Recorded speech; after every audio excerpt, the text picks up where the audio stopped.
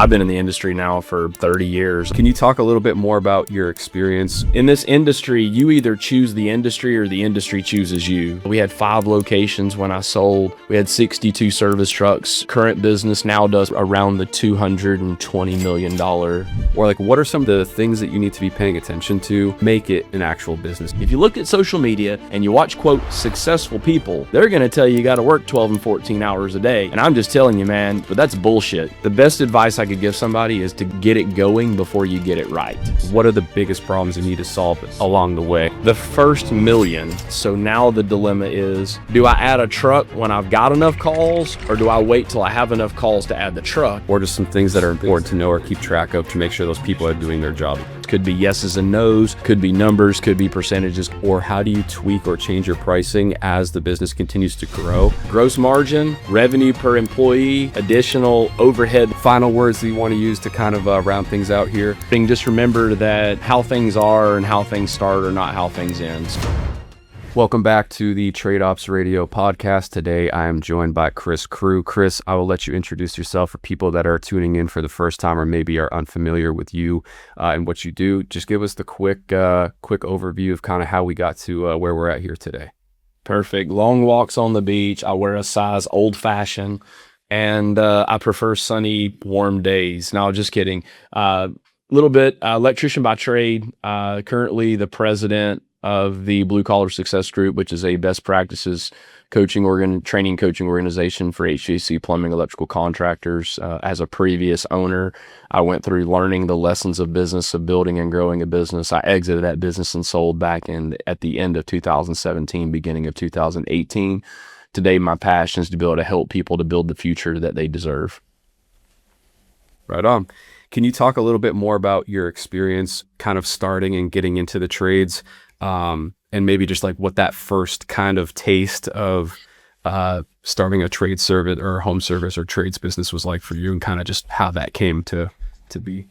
Yeah, which is interesting. I tell people all the time, in this industry, you either choose the industry or the industry chooses you. And at 16 years old, I needed a job and they were hiring. And so, ta-da, that's how I got here. But what I learned is that really quickly, because I'm good with my hands and I'm a problem solver, that being in the industry is actually a pretty darn good thing. So fast forward to that part of my career, all the way up. The company I went to work for in Atlanta, Georgia, is where I'm originally from, was a progressive electrical contractor. I did that in 2005, sold off what was my business at that time to go to work for someone.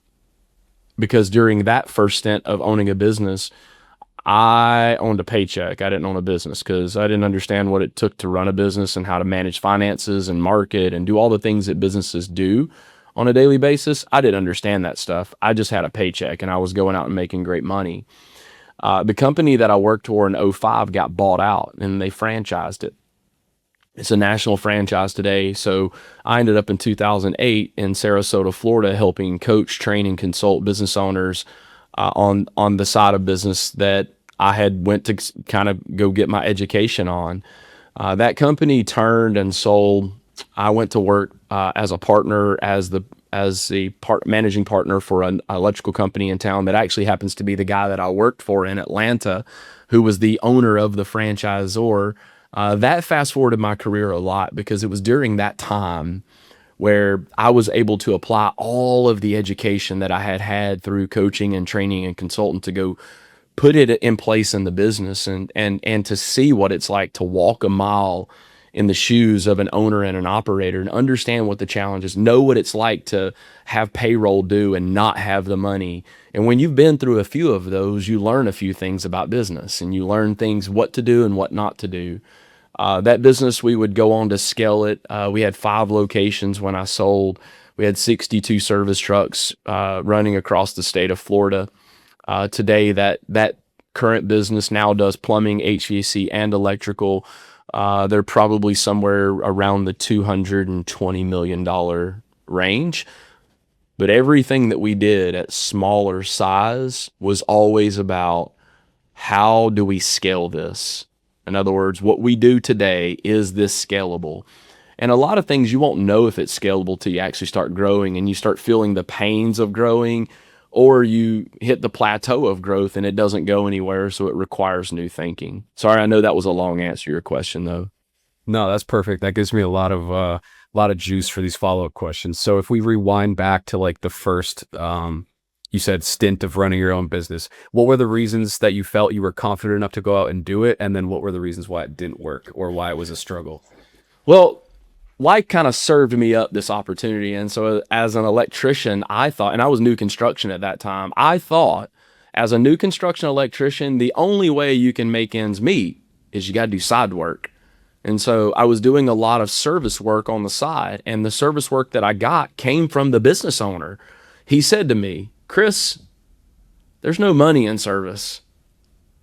So if you want to go do it on the weekends and at night, we don't want to do it. You can have it. And so I got to a point where I had so much side work that I had to make a decision of what I wanted to do. Do I want to continue to do new construction, or do I want to go, quote, do side work and start my own business? And I decided to go start my own business because I thought that was a bigger, better opportunity to go do that. And that sucked me right back in. I'm from a small town, and I had friends that were builders and general contractors. And so then I got back into new construction again. And it was just a very, very tough lesson learned of to own a business is different than being good at the trade.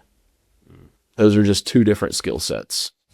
Yeah, 100%. That's super interesting. I very rarely hear stories where the boss encouraged the employee to go out and do their side work and actually giving them like, leads or kind of layups as far as jobs go. That's interesting. That's pretty cool of him to But keep in mind, this is back in the late 90s now.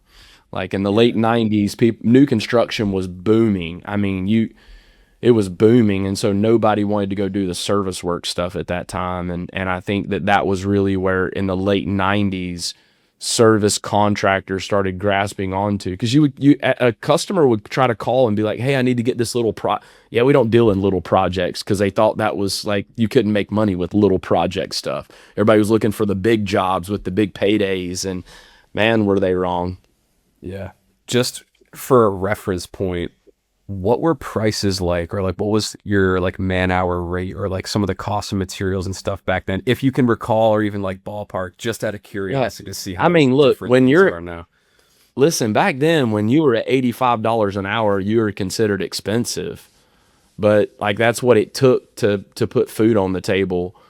And I say that lightly because that's what it took to put food on the table and just cover the basic cost of business. But I wasn't building a business. I didn't have a CSR. I had guys, it was me and the guys in the field. And on Fridays, I went and chased down all my paychecks from all the builders. I mean, I thought I had a business, but maybe I did. I look back and I had a business. Life was good then, but what I didn't have was the knowledge that I've got today. And once you get knowledge, it's like a new set of glasses. You can see things you never seen before once you get knowledge. 100%.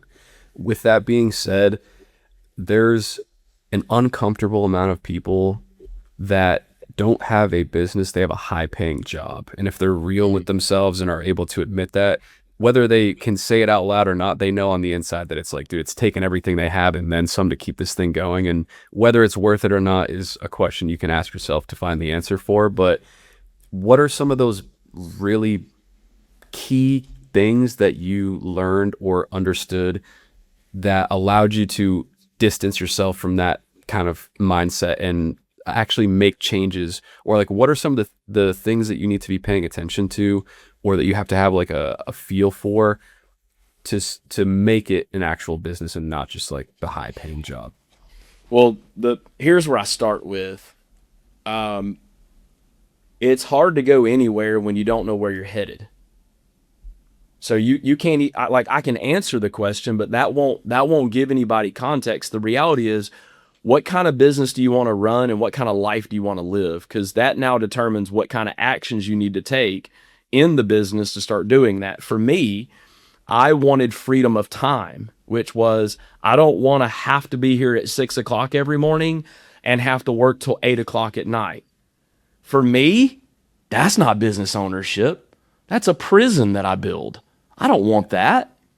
That's not what I want. Now listen, I know and I get it. If you look at social media and you watch, quote, successful people, They're going to tell you got to work 12 and 14 hours a day. And I'm just telling you, man, excuse my English, but that's bullshit. You don't have to do that to build a successful business, because you've got to have a good balance of time and money. And there are trade-offs. And so early on, I was willing to work the longer hours. I was willing to do those things. Later in the part of the business, once the business is able to afford the opportunity, this is where the key comes in. Number one, get priced right. If you don't price right, you're never going to grow your business ever. You won't have the funds to grow right.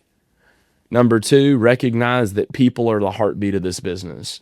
If you hire really good people, this business gets much easier. The challenge is most contractors say, there's no good people out there, and they continue to feed themselves. It's a self-fulfilling prophecy, because they keep saying there's no good people, there's no good people, there's no good people. And so guess what? Their recruiting means down the toilet, because they can't find good people. Why? Because they're saying there's no good people out there.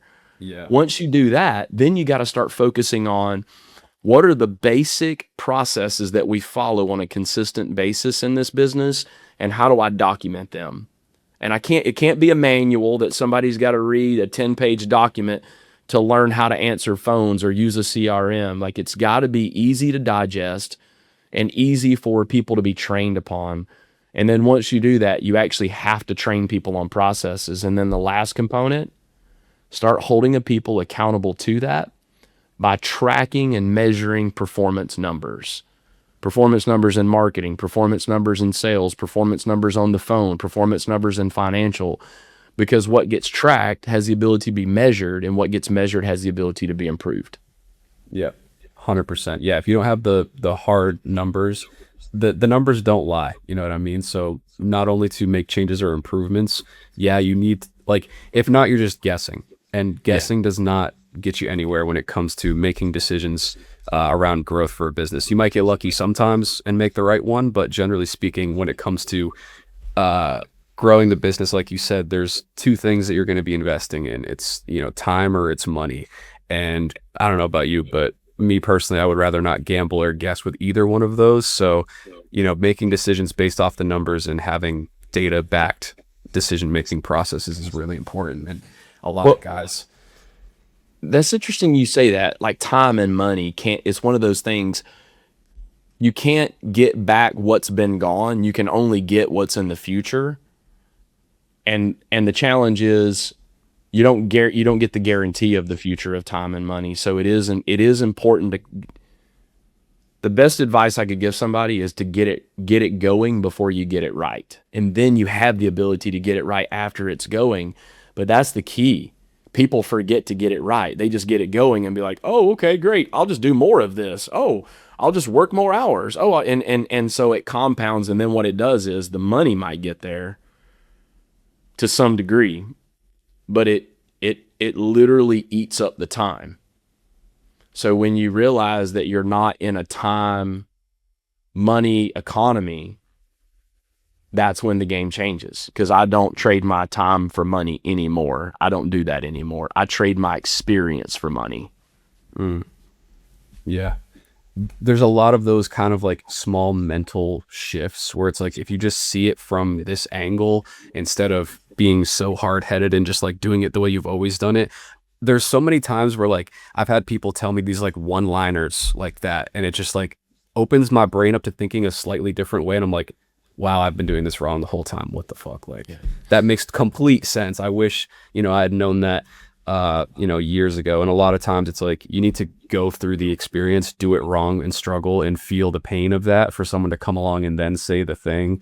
And it's just like, an epiphany light bulb going off in the head moment where it's like, it's one of those things where it's like, you probably got a lot of great advice from your dad, grandfather, father figures, someone in your life when you were growing up, and you're like, oh yeah, I know, but I'll figure it. Like, kind of just ignore it, whatever.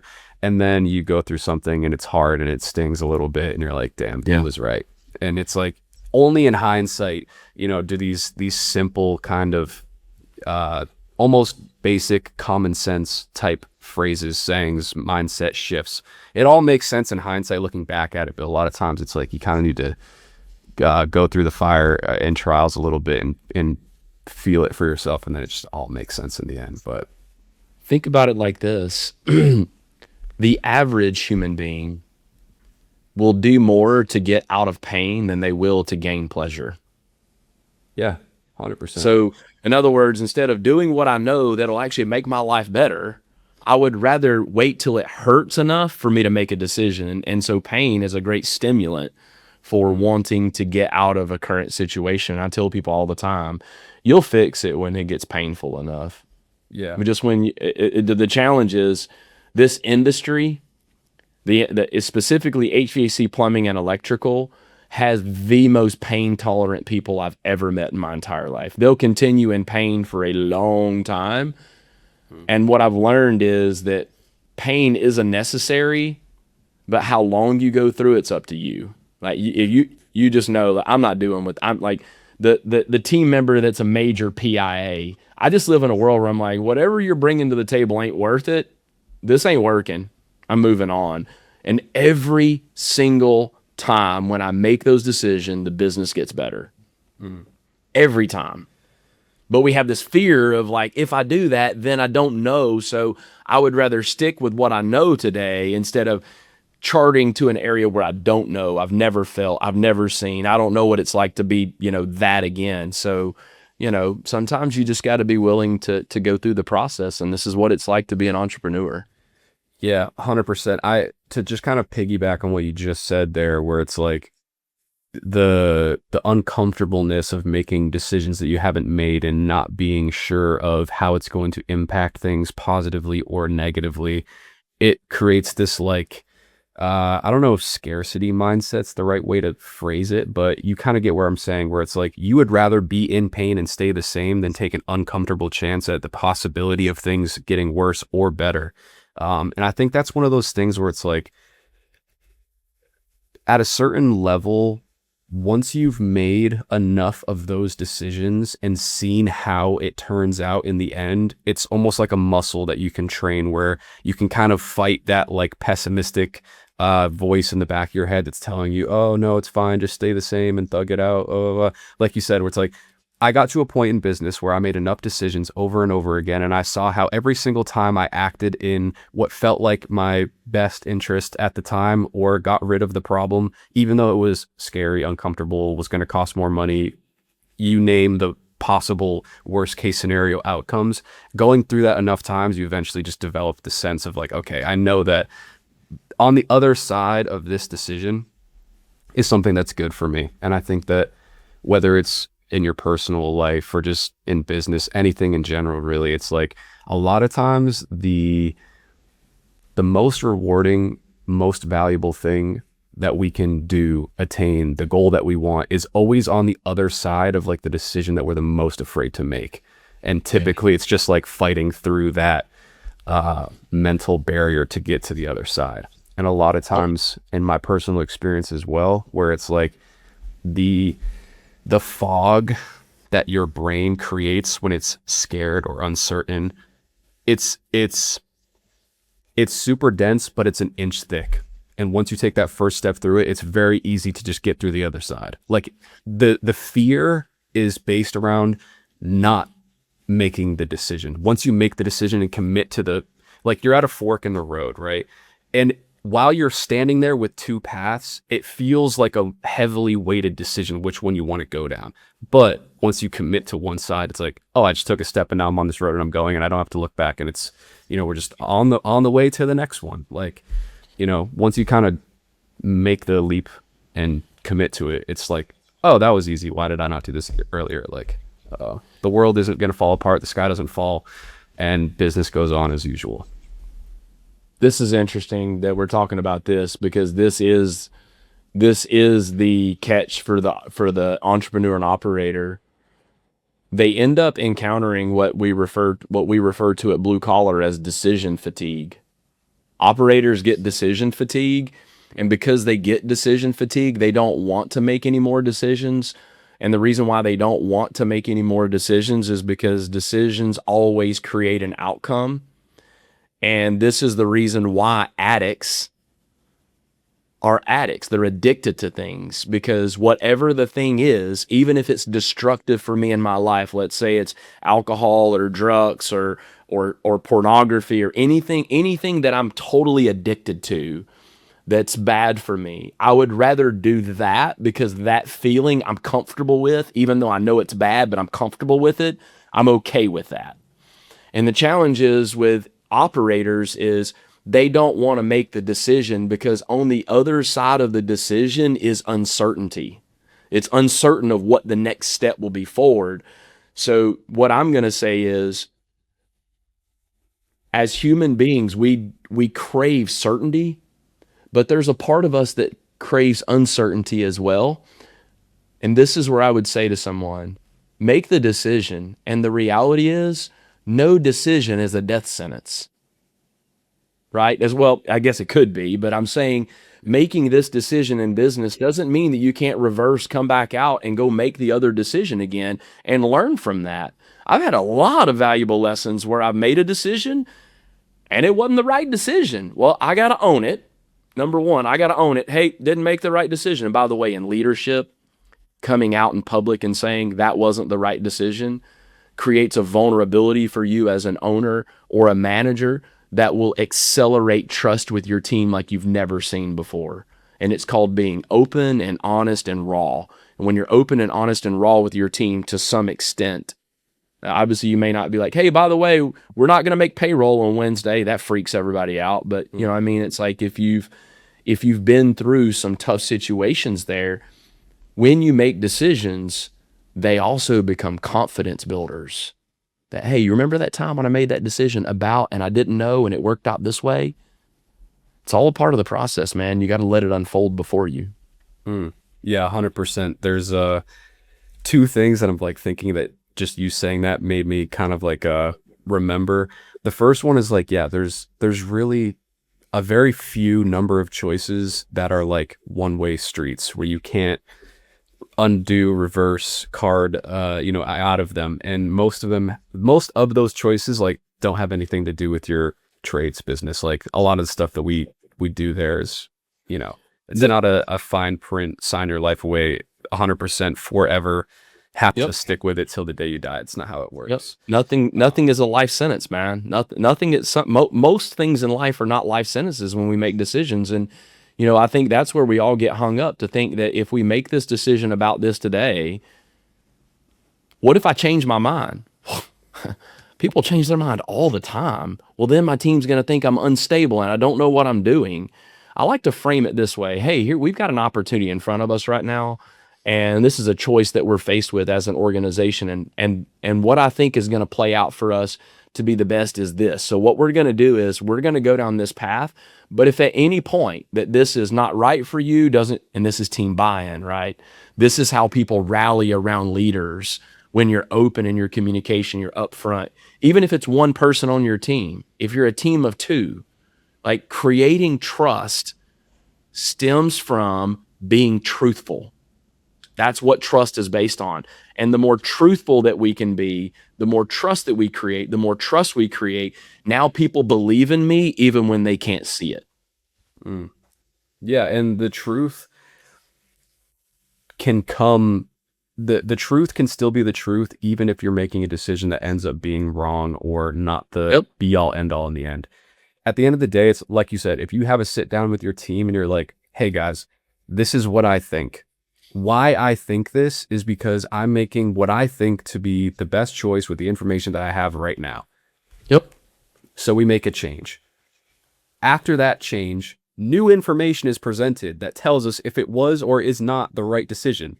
If it wasn't, then we retrace. We Command Z that. We undo it and go back and try again and find another route. We go over the wall. We go under the wall. We go around the wall. We go through the wall. There's a million ways to skin the cat, right? But at the end of the day, we have to choose one of them to figure out how we're going to solve this problem. Or if things go well and we make the right choice, we get positive feedback, and that continues to drive us in the direction of solving the problem, reaching the goal, doing the thing. So, yeah.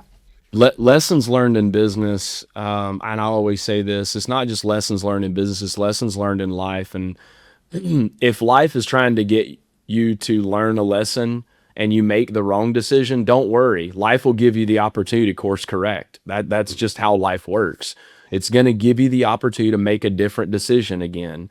And what you can't do is use just strictly past experience, right? Now, to your point, I've got new information now. Now I can be more informed. I can change my mind. And I think that's where we live in a world today where people feel like they're condemned if they change their mind. And it's just not simply the way it works.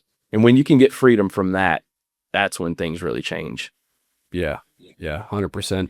One last bullet I want to put in this before we can move on to something else. We've talked a lot about like the mindset stuff, which is great. We normally don't get to go into stuff like that. So I'm enjoying this conversation for sure. But yeah, with the decision making thing and just, I guess if we had to summarize the past like 10 minutes that we've been talking about this, the biggest thing is like making the commitment to make a choice, whether it be right or wrong. And as humans, we have the tendency to fall back to like our hygiene standard, right? And this has a lot to do with what you're saying about like addicts and stuff, where it's like they have a medium or a thing of choice that they do, and they habitually use it because it creates habitual outcomes where there's a predictable, consistent, like if I do this, X happens, and there's a stability and there's a comfort that comes with that. So as humans, we always fall back to our baseline hygiene standard. And then on the flip side of that, when it comes to the decision-making process and building that muscle of like, just make choices, good or bad, we can course correct after. I think the initial study was done with lobsters, and basically male lobsters, or I mean, you can see this in other species in nature and with humans too, but like two men in a room, there's a confrontation, and the one that wins the fight gets a boost in testosterone, which signals that they should go out and make more, or like move higher up the ladder. They, get more fit, they make more money, they get more women, like all the positive benefits that come with, that flywheel of I won the fight, boom, my brain signals like that was a good choice. Like the fight in this sense can just symbol like we made a decision that we thought was going to improve the business. We were faced with a confrontation. We could have either backed down, drawn away, stay the same, went back to the hygiene level, or we deal with the confrontation. When we win, we get the positive signal that we can keep going, try new things, get new data, new information. All of this stuff is going to push us and the business in the direction that we want to go. And it creates that flywheel where it's like you do it once, you do it twice, you do it 3 times, you're unstoppable, dude. Now you can make those decisions much, much quicker. So that's summarized in this, that anybody making mistakes means they're doing something.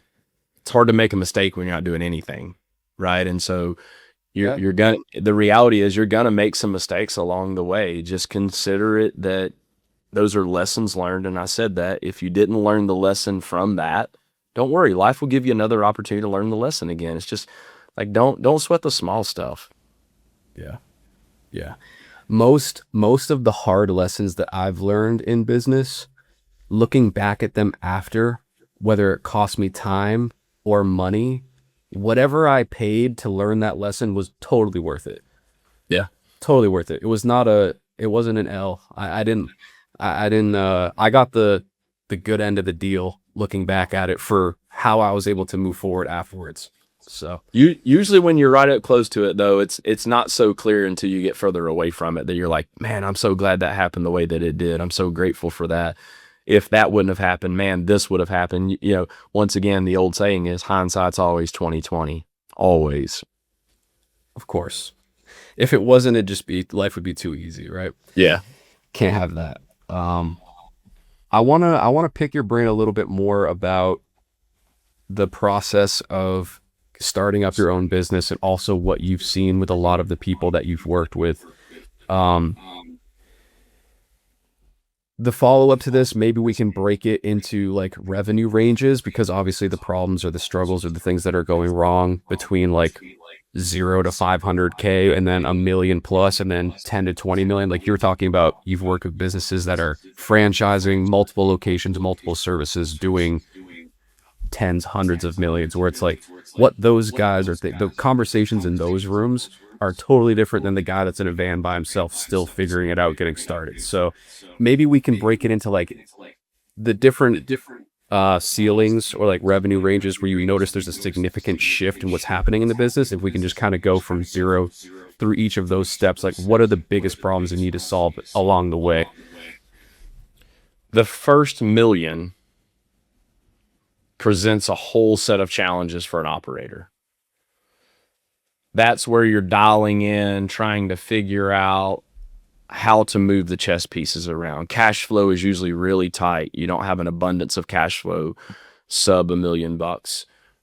So important there is pain point is not enough money to make this thing keep growing and expanding, because what'll happen is you'll have enough call volume to get you to a certain standpoint based on some basic fundamental marketing stuff that you do. And then after that, it's almost like you don't get enough calls. So now the dilemma is, do I add a truck when I've got enough calls, or do I wait till I have enough calls to add the truck? And it's always this dilemma. And what I've always learned is, if you put a truck on the road and you're a tenacious operator, you'll find the calls for them, right? You'll find them stuff to run, and you'll figure out things. So under $1 million, people are still trying to really figure out the service business. You like under $1 million, you haven't figured it out yet. You're still learning about customer service. You're learning about recruiting. You're learning about being good at selling.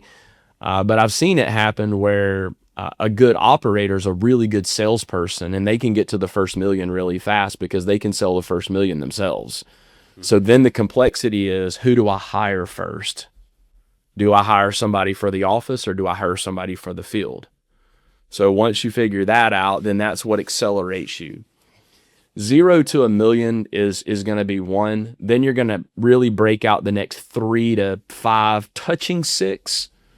And that's going to be where complications start facing the operator that they had never seen before, such as recruiting and hiring now is getting more difficult because I don't just need one person, I need 4 people. You're also going to find that a lack of processes that are documented and trained are now frustrating because you become the bottleneck for everything. At 3 to 5, it's like the owner and operator, they've been so accustomed to making all the decisions that all the decisions continue to run through them. Because once again, what I said earlier in this conversation, when we put things in place, the question is this scalable? If not, then let's not even do it this way. Let's create what we think will be scalable. So that's where the business really starts to learn the school of hard knocks in that 3 to 5 million, right? You've got, typically that's where you've got the one team member that brings in a lot of revenue, or the top 20% generate 80% of the revenue, that the Pareto principle there, right? It's like that's where you start to see that happening. And it's almost like owners and managers start to feel crippled at that size, because what they did from 0 to $1 million is not what they're doing now. And then the 5 to, I'm going to say close to 6 million, they don't know what it takes to push past that. And typically it's just a restructure of the chess pieces. Not everybody is going to be in sales. Not everybody's going to be in install. Like, we're going to have to start creating clear departments, clear structure reporting. Typically from that size, you've now introduced mid-level management into your organization through a call center manager, an office manager, or a service manager. And now this manager or owner is now trying to manage all this other stuff and trying to manage a manager, which typically means they're still managing everything else because they don't know how to let go of things, or it's not documented in a process enough, or they hire the wrong person. And here's what I'm going to say. The process of hiring people today is a big load of garbage. Resumes, it'll tell me a little bit of a story, a little bit, but it's not worth the paper it's written on, and references aren't worth a crap anyways, because anybody's going to refer you to somebody. They're not going to tell you, hey, call these last people that I really was a shithead to. Like, they're going to give you all the best people. So here's what I've learned. You're going to have to go through enough hiring to get the gut. And when you get the gut, you lean into the gut. And guess what else? You also fire on the gut as well. Right? And so that's what's going to take that company past that 5 to 6. And then when you start getting up into the 12 to 15 range, things will shift again. And then at the next from 15 to about 30, not a lot's going to change unless people decide to expand and open new locations or expand and get into other trades.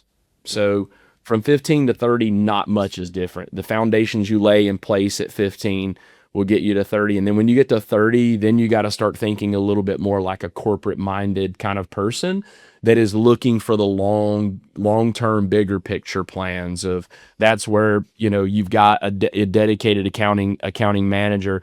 At that size, I would recommend CFO, and most people will disagree with me on that. A CFO at that level, every business that I've ever seen that's of size was good, have really good clean books, so they make good business decisions. They're great at marketing, they're great at selling, and they're great at customer service. Yeah, I'll put a bow on that. There you go. Perfect. So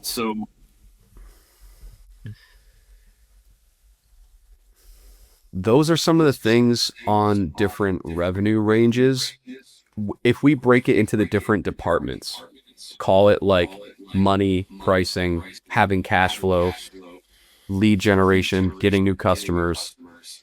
Maybe you can put sales in there too, and then like operations, service delivery, and then like customer support, admin, back end stuff, where it's like if those are kind of the four chambers or like the four individual sort of like sections or departments within a business, what do you think are the biggest mistakes that guys are making at each of those departments?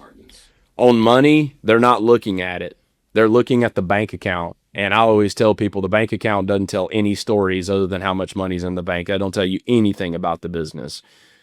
If there's money in there, you can't make the assumption that it cash flows. So for me, cash flow is not, most people say cash is king, but I'm like positive cash flow is what's king. That's what'll grow a business. So having good positive cash flow, focusing on, because a lot of times people are trained to, they need to buy everything. If you can't pay cash for it, you don't need it.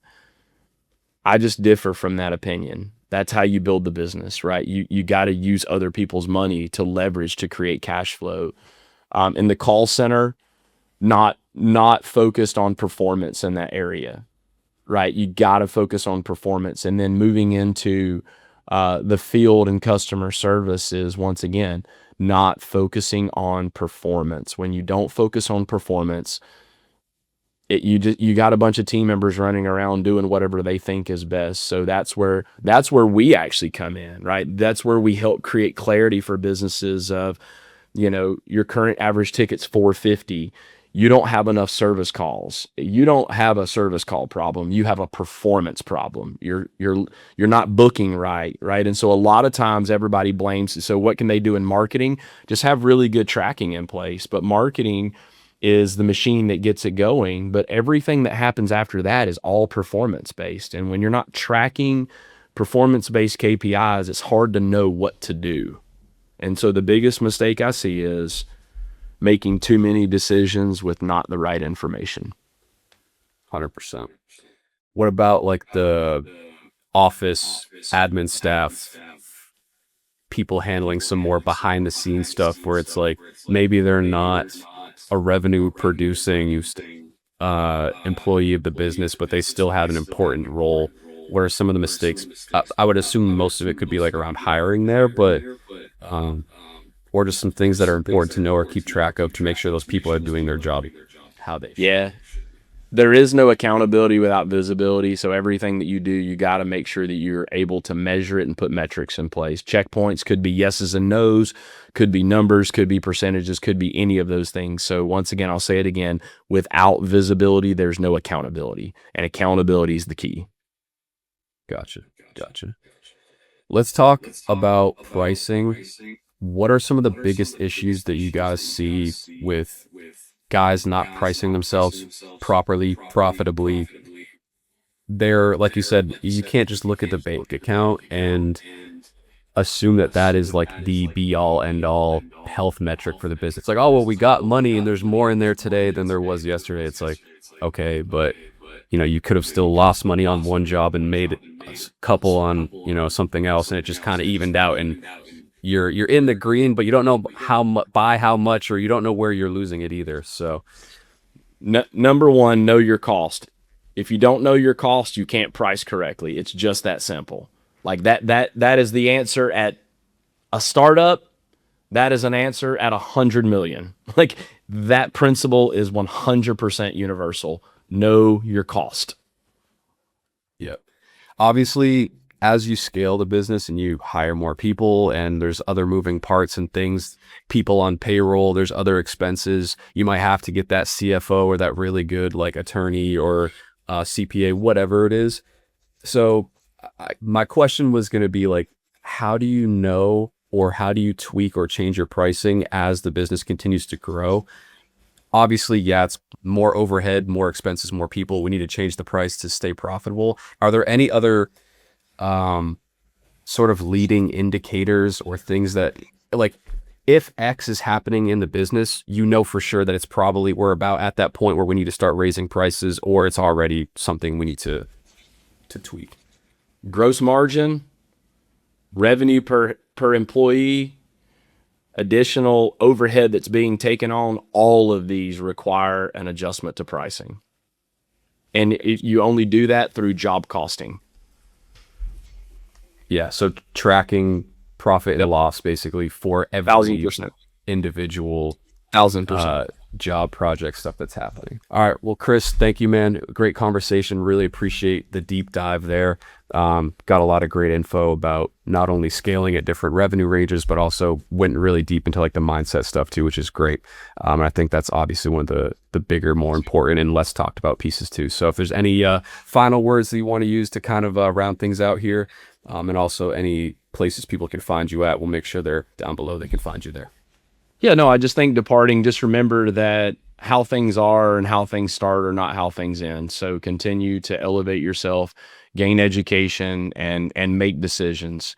All of that leads to moving you clearer and closer to your goals. So make sure you know where you're trying to go. Otherwise, you never arrive. So that's kind of my departing. If anybody's interested in learning more, getting in touch with us, they can find us just simply at thebluecollarsuccessgroup.com. You'll find everything you're looking for. And we have some free resources that are on the pages as well. Cool. Right on. You guys know where you can check those out. We'll see you in the next one. Thank you. Peace. Thanks, man. Right on. All right. Thanks, dude. I appreciate it. And I hated to be short with you, but I got to bounce. Yeah, no worries, bro. I could send me an email with shorter and shorter. All good. All good. Do me a favor, just when you get production stuff, just get it over to me and I can leverage that on my end as well. Yeah, no worries, dude. Okay. We'll be in touch. Awesome. Thanks, man. Take care. All right. Bye. Peace, dude. Nice talking.